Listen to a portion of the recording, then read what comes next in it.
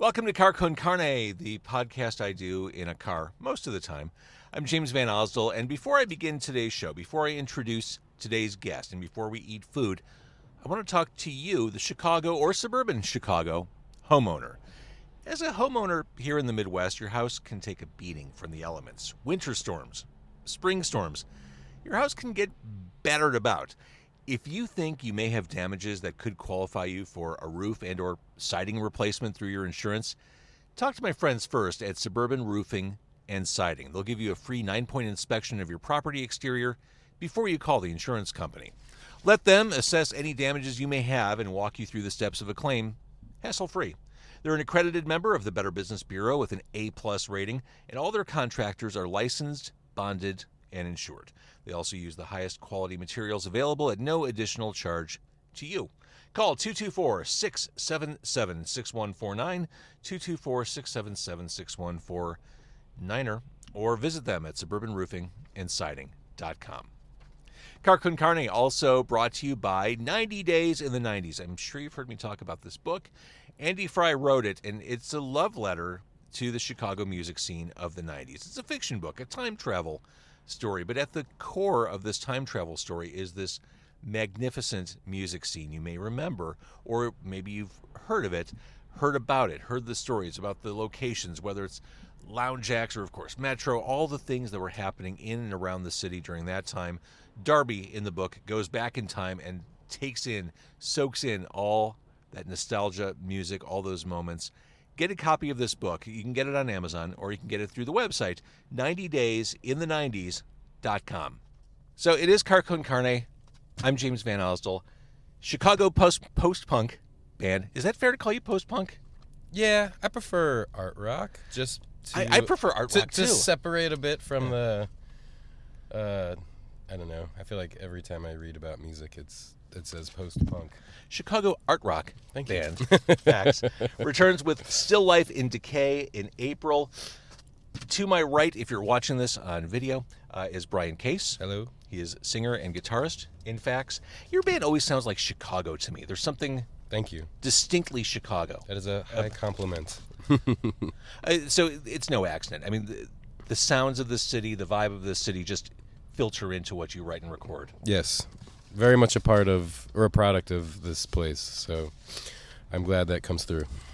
So we're recording outside Red Hot Ranch in Lakeview. I have hot dogs, and we're recording this on March 12th, Daylight Savings Day. I feel hungover. I didn't drink last night. I feel hungover. Yeah. I started to go to bed at 2 a.m., and then I realized, oh shit, it's actually 3 a.m. Yes. What have I done? Yeah, I woke up and it was already 11, and that's about 4 hours later than I normally wake up, so. All right, these are depression dogs. So the dogs are rolled up with the French fries. Nice. We have one without tomatoes for you. I can't tell what this says. Chicago style? So this would Let's be... try this, yeah. Okay. I think we can do Fingers it. crossed. Yeah. It's molten hot. Yes, these are warm. I hope you're hungry. I am. Thank you. And we got lots of napkins here. Mm-hmm. Oh, this is going to be brutal to eat in the car. Yeah. Brian, I'm sorry. That's okay. Okay. That's why we're here. That is why we're here. Entertainment. Well, we're here to talk about FACS. Yeah.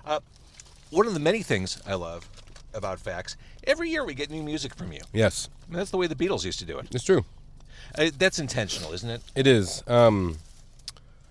The band is, outside of being an outlet for, to make music, it's also our artistic output, and that doesn't stop based on album cycle or, when the right time to do something is, what would make sense for a label. It's all based on us being productive and creative, and those things are like muscles. You have to keep using them. So our goal is to kind of make 30 minutes of music every year, and that seems to be extremely reasonable and about a good amount of material to put out for people to still see where we're at, but also not kind of overwhelm things. So, well, for working on that kind of timetable, certainly nothing about FACS sounds rushed. Mm-hmm. I mean, the production is...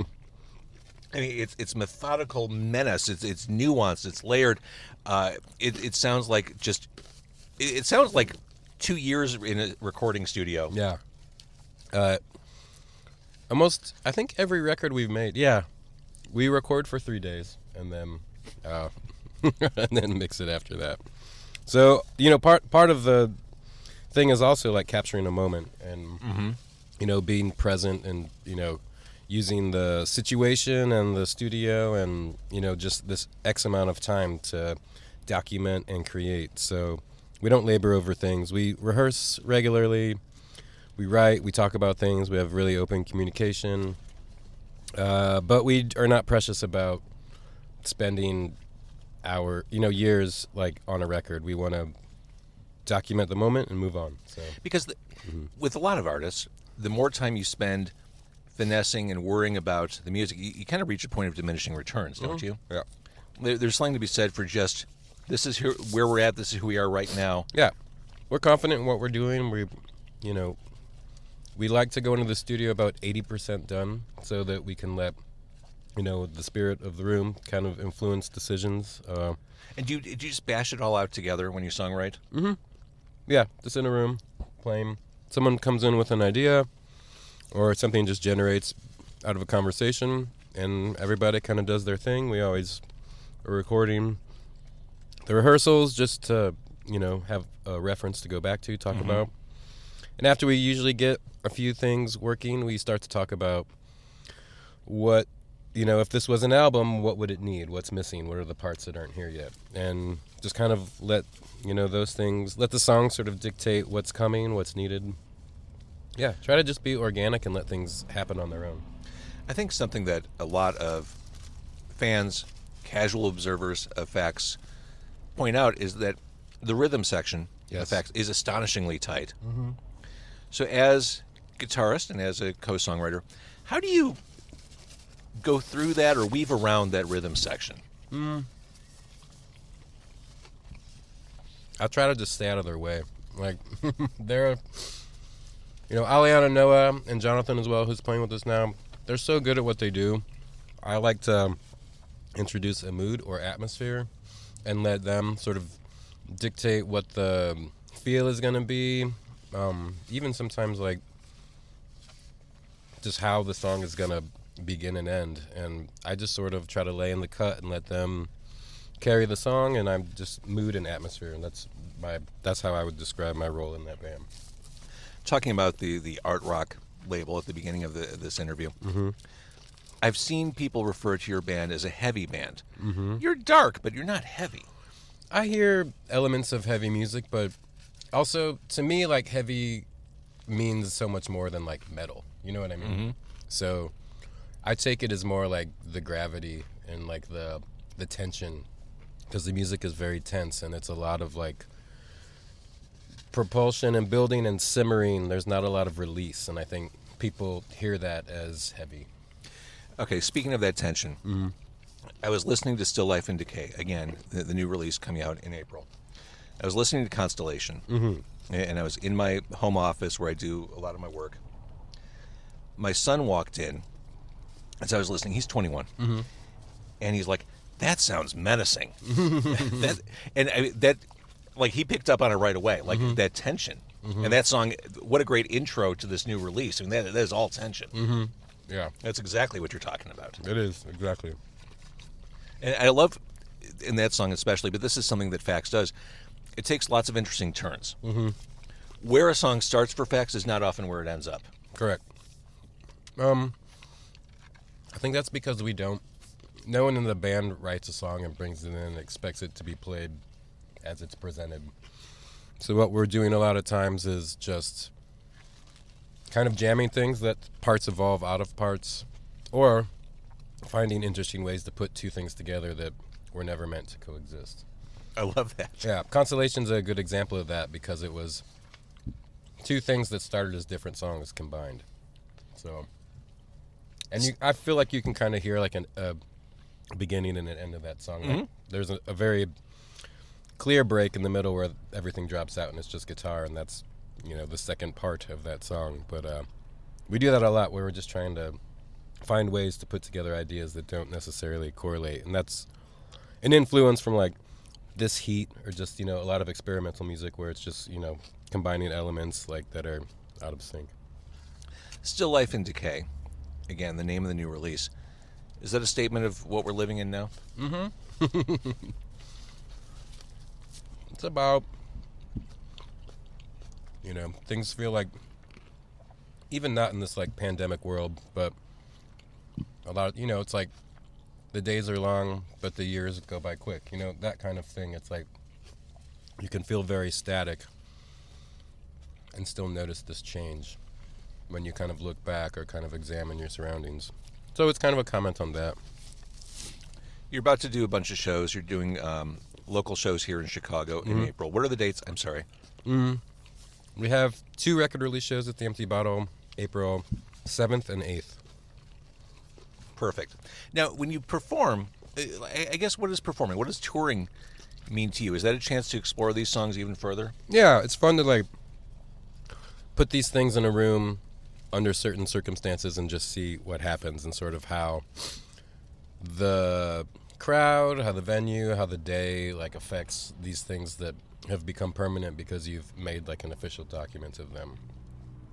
I like not knowing for sure what a show is going to turn out to be. If we knew exactly what it would be, I don't think we'd put as much thought into touring or wanting to tour as we have.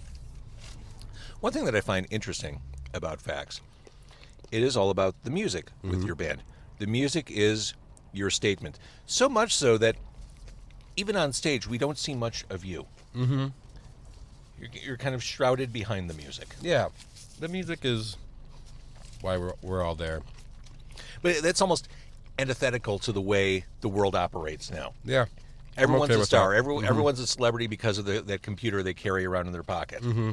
Yeah. But you are all comfortable enough in the statement you're making, and you're like, we don't need to put our face on it. Yeah, that's not an aspect of any aspect of this band. Like, we're there to play music. We're not there to get on stage and talk and tell jokes. Or, I want to talk to every person in the room. Let's talk after the show. We're just gonna get up, play for 45 minutes, and get off stage. Let's talk a little bit about the songs on the new album, Still Life and Decay. You talked about setting an atmosphere or a mood. There's a lot of that going on here. Most specifically to me, Still Life. That song is hypnotic. Yeah. And half the song is like instrumental soundscapes. Yeah, that song was written in the studio. I had the first kind of guitar part, and we just kind of jammed that for a while and talked to, that's an example of like, we had recorded the songs that basically the A side was completely figured out, and the B side we knew would be the song, what's it called? What's the last song called? New Flag. And we knew that this other thing would be on it. We're like, what if we made the B side of this record like just kind of this ambient like whole like piece? Like the B side is this whole other mood than the A side. Okay, I picked up on that. Yeah. And this goes back to a topic that pops up every now and then, the art of sequencing. Yes. In a world where so much music is consumed a la carte, song by song, I think that is still an important part of making an artistic statement, is how does this vision, these songs, how do they flow together? Yeah. We make albums because we're a group of people that listen to albums. You know what I mean? So that's how we think about, when we're recording, when we're putting stuff together, like kind of like what I was saying earlier, like what does this need? Like with this collection of songs, it's like a lot of, let's say, aggressive sounding things. We should temper that with something different. So Still Life's a perfect example of that. We knew we needed something that was different from the A side. We knew we had this idea that the B side could be something completely its own, and that song kind of guided us through that. What's interesting to note, we have different hot dog strategies. Now, the Depression Dog is a hot dog wrapped up in French fries. For me, I feel like I need to get through the French fries before I can eat the hot dog. I've got to kind of tunnel my way through. You went hot dog first. I went hot dog in the middle. I kind of got the fries to a situation where I was comfortable to get into the dog, and then I went for the dog. Not a bad strategy. Yeah. It's successful. When You Say is a song on the new album. There's a video out for that, and I loved one of these YouTube comments. Saw them perform this in Brooklyn a few weeks ago, and it was face melting. The drummer is a fucking machine. Yes. True. True story, confirmed. That's not a comment. That's a fact. This is a song of few words. Mm-hmm. Is there a story behind the few words? It's about me talking to my kid, basically, about them eventually needing to move on from our home life and sort of how I've thought about when I left home and the distance I needed and the way you the whole record's about relationships and sort of how they come in and out of focus and how people deal with changes in their lives and the people that are involved in those changes and how you just kind of come in and out of people's lives, and that's that song in particular is about family and how it changes over time. I know it's coming. I can't change that. Yeah, that's it. Yeah. One of the more I talked about the hypnotic nature of some of what you do. The song's slogan is mesmerizing. Empathy has a slogan. Mm-hmm. Explain that. I guess it's about, I don't know, perception, like how you view yourself, how you want to live, how you would like the world to operate around you, and just the simple fact that that's not reality. You can want things and you can advocate for change, and I think everybody needs to do what they feel is right, but until more people I feel like realize the shift, it's going to be hard for, I think, the change that's necessary to actually take place. You mentioned New Flag, and now knowing your vision of putting those more ambient songs on the B-side, this is the epic closer. Yeah. This is the farewell statement for this round of FACS. Yes, definitely. Mm-hmm.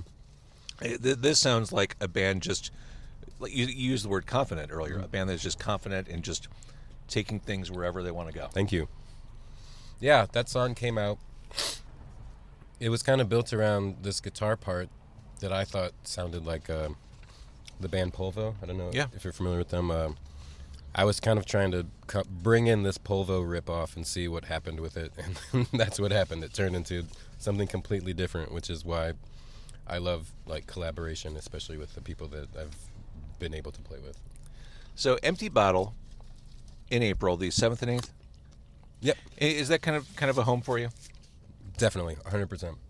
We love it there. We all grew up there, literally. So yeah, it's really special. Every band I've ever been in, his favorite place to play has always been Empty Bottle. It's just, when I moved here, it had just opened, and I was able to grow with it, and so that will always be home for us. That said, what was Riot Fest like for you? It was awesome. It was really fun. I had been to Riot Fest to see friends play and just, because it's a great festival, but playing was cool. I mean, hometown shows are always fun. Festivals are always a bit odd because, for a band like us, we love the Empty Bottle because we're able to, really control that room, too. Yeah. Really just be, the presence there. And when you play a festival, it's not about that at all. Mm-hmm. So we kind of, cater our set a little bit more to, some of the more direct hits as opposed to some of the more exploratory things. But it's fun. I got to see a lot of people I wouldn't normally see. We definitely played for people that had never heard of us. Yeah, that's the appeal. We had a 30-foot video wall behind us. That's which amazing. Was super fun. I love it. Okay. Yeah. So the new release comes out next month, Still Life in Decay. Mm-hmm. We're going to keep hearing from you every year with new music. Hopefully. Like the Beatles. Yeah, we'll see. I mean, they only had 7 years, so True. I guess we got a couple left. That is a compressed time frame. But I love the sound of your band. I started this conversation by saying this sounds like Chicago to me. This sounds like all the cool shit I grew up listening to in the 90s. Thank you. And when I say grew up, I mean in my 20s. But the stuff that was formative. Yeah, I mean, that's what, that's what's coming from us. That's where we are, too. We really all I turned 18 in 1995, so, and I moved to Chicago because I was so influenced by what was happening here with Touch and Go and Thrill Jockey and Tortoise and Jesus List, just so many things that were inspiring, and I still feel so lucky to be able to still live here, be able to still be playing music and just kind of be a part of what's happening. Side question, you mentioned the Jesus Lizard. Yes. Best album. Oh God. I think it's between two. It's Goat or Liar. I think it's Goat. I think at first it was Liar, and now I would say Goat. I go back and forth. Yeah. I could also make a case for a lot of what's on Down. Yeah, I love the head down like combo. That to me was really cool because you get it's two sides. I love when it's two sides are so different from each other, and that's a great example of that. I can also make a case for a lot of what's on Shot. Oh, I know that's an unpopular thing to say, but I think that album holds up. I don't know if that's unpopular as it is. I don't think like most people I know who would probably have a Jesus Lizard tattoo, maybe never even listen to Shot because they were just so mad that it existed, you know. But Andy Gill produced it, right? Yeah. See, I couldn't name one song on it. Maybe if I listened to it, I would recognize stuff. Give that one another I'll listen to it today. shot. I mean, speaking of rhythm sections. Oh, fuck. Yeah. Oh, fuck. Yeah. That's them. Undeniable. Undeniable. Yeah. FACS is undeniable to me. I love the sound of your band. I love this new stuff that's coming. Thank you. And we look forward to seeing you and, keep doing what you do. Thank you. And the same. Really appreciate this.